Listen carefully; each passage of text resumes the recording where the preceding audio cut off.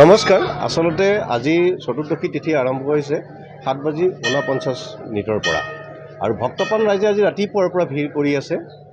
মহাভৈৰৱ মন্দিৰ বুলি ক'লে সকলো এটা বিশেষ আকৰ্ষণ থাকে। শিৱৰাত্ৰিৰ উপলক্ষে আমাৰ মহাশিৱৰাত্ৰিৰ পূজাভাগ আমি অলপ সময়ৰ পিছতে মন্দিৰৰ ভিতৰত অনুষ্ঠিত কৰিম আৰু এতিয়া মন্দিৰৰ প্ৰৱেশ দ্বাৰ বন্ধ কৰি দিয়া হৈছে ভক্তপ্ৰাণ ৰাইজৰ কাৰণে, কাৰণ এতিয়া ভিতৰত পূজা অৰ্চনা হৈ থাকিব।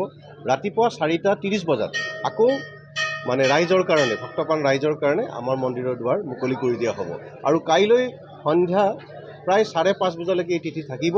কিন্তু সকলো ভক্তপ্ৰাণ ৰাইজে গোটেই দিনৰ ভাগত মন্দিৰ দৰ্শন কৰিব পাৰিব আৰু যিখিনি আমাৰ যাৱতীয় ব্যৱস্থা আছে আমি মন্দিৰ কৰ্তৃপক্ষৰ তৰফৰ পৰা কৰিছোঁ। খোৱা পানী যোগানৰ পৰা আদি কৰি আৰু স্বাস্থ্যৰ বিভাগ আমাৰ ৰখা হৈছে। NCC আৰু গাইডৰ আমি ব্যৱস্থা কৰিছোঁ যাতে ভক্তপ্ৰাণ ৰাইজৰ কোনো ধৰণৰ অসুবিধা নহয়।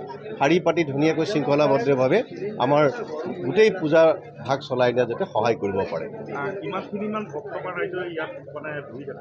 এতিয়া আজি ৰাতিপুৱাৰ পৰাতো লানি নিচিঙা ভিৰ হৈ আছে। ৰাতিপুৱা 6 বজাৰ পৰা মন্দিৰলৈ ভক্তপ্ৰাণ ৰাইজে আহি আছে, পূজা অৰ্চনা কৰি আছে।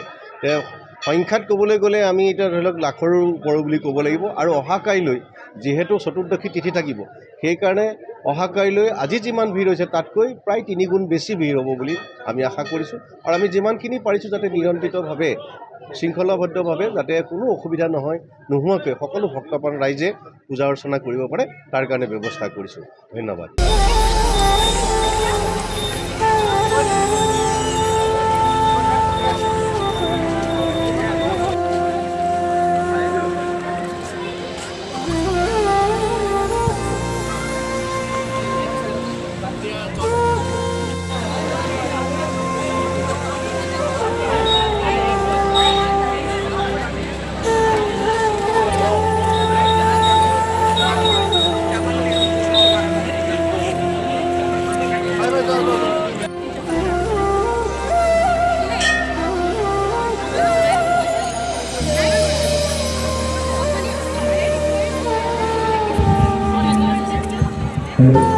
এটি বিশেষ ঘটনা।